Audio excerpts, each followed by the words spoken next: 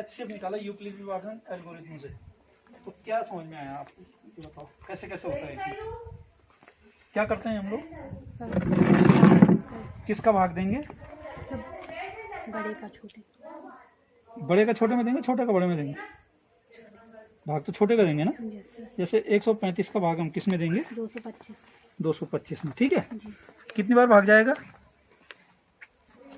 आप इसके आधार पर देख लो। ये देखो, ये क्या कह रहा है? 135 गुणा 1, एक बार भाग गया ना, तो 135 का। अब हम इसको घटाएंगे, तो ये 5 से 5 घटाया 0, इधर बच गया 12, 12 में से 9 घटाया, नहीं इस रूप में लिखना है ना। सबसे पहले हमने किसको भाग दिया था? 225। किससे भाग दिया था? 135। कितनी बार गया था? एक बार। और शेष कितना रह गया था? 90। ठीक हो गया। अब हमने किस में भाग दिया दूसरी बार? 135। किसका दिया? 90 का। कितनी बार गया? एक बार। और शेष क्या बच गया? अब फिर हमने किस में भाग दिया?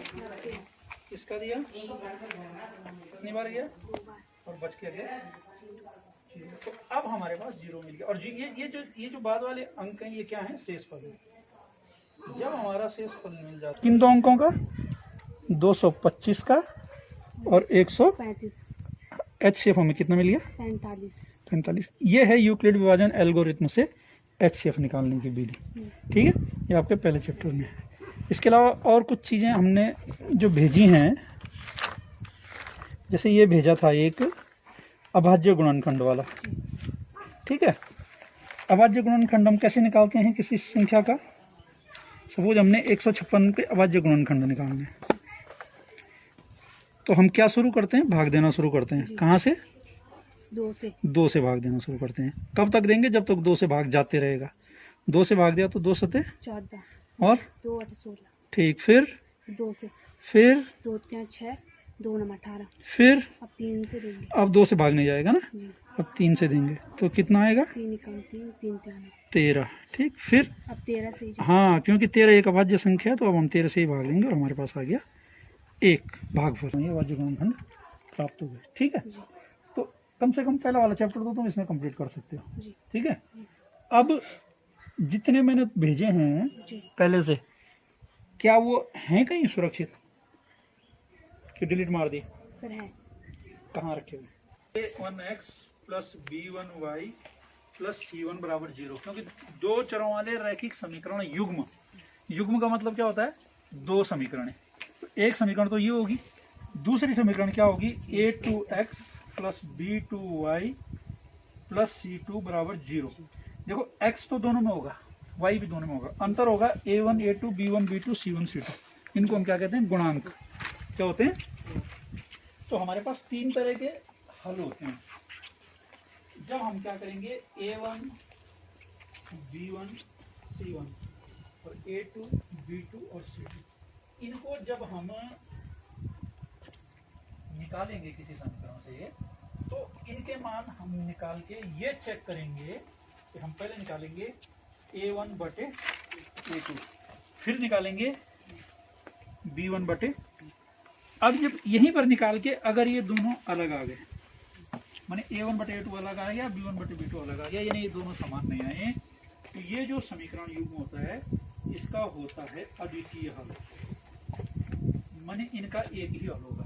जब हम इनका ग्राफ खींचेंगे तो ये ग्राफ एक जगह पर रहेगा। दूसरा क्या होगा? जब हम a1 बटे a2 निकालेंगे और ये हमने देखा कि ये b1 बटे b2 के बराबर आ गया, जब b1 बटे b2 बराबर आ गया तो हम क्या करेंगे? c1 बटे c2 निकालेंगे। अब क्या होगा? या तो c1 बटे c2 भी बराबर आएगा, है ना। तो यदि ये बराबर आएगा तो तब इस समीकरण युग्म के होते हैं अपरिमित रूप से अनेक हल। यानी ये जो स्थिति होगी, इसमें ठीक एक रेखा के ऊपर दूसरी रेखा होगी, इसका ग्राफ। लेकिन अब यहां पर तो बराबर आया, लेकिन एक तीसरी कंडीशन आ सकती है कि a1 बटे a2 बराबर b1 बटे b2, लेकिन c1 बटे c2 के नहीं आएगा। ऐसी स्थिति में ये जो दोनों रेखाएं होती हैं, ये कहीं पर भी एक दूसरे को नहीं काटती हैं, और इसको हम कहते हैं कोई हल नहीं। क्या कहते हैं? कोई ही हल नहीं। तो ये 3 तरह के हल हमारे पास रैखिक समीकरण युग्म के होते हैं दो चरों वाली। एक तो होता है अद्वितीय हल, एक होता है अपरिमित रूप से अनेक हल, और एक होता है कोई हल नहीं।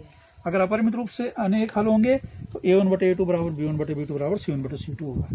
यदि अद्वितीय हल होगा तो a1/a2 is not equal to b1/b2, और यदि कोई हल नहीं होगा तो a1/a2 is not equal to b1/b2 is not equal to c1/c2। अब यदि पहली कंडीशन और दूसरी कंडीशन है तो ये हल कहलाते हैं संगत हल, और यदि तीसरी कंडीशन है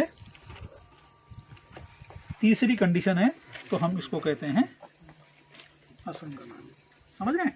इस तरह से आप इसमें समीकरणों को हल कर सकते हैं। इसके बाद इन सवालों को हल करने की 3-4 विधियां हमारे पास हैं।